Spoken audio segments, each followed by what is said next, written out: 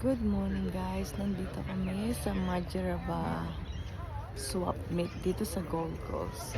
So ipapakita ko sa inyo kung ano yung swap meet dito sa Australia. Alright.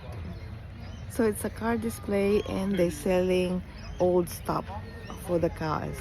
So kaya maraming nagre-restore dito ng mga sasakyan.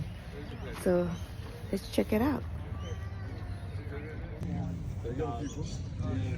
So yan guys, yung mga parts ng mga sasakyan, binibenta pa rin nila yan kahit na gamit na. They're unreal, those books, eh? She's into the Porsches already. Expensive taste. Far out. So big. Binibili pa rin yan dito kasi nga nire-restore nila. Too hard to do it on the computer, but they're perfect. Mga ganyan. You know what I'm like? Everyone goes, oh, look at them. Lipat tayo dun sa iba. Maraming iba't ibang klase dito na binibenta nila.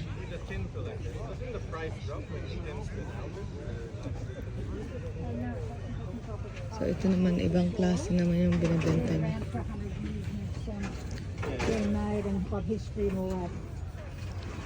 Yung mga anti-collection. Would you consider 70? 70. Just for the tin, no contents. Nakikipag-negotiate yung matanda sa price. So yan, ganyan dito ka nga guys. Talagang walang nasasayang ba? Lalo sa mga parts ng mga sasakyan.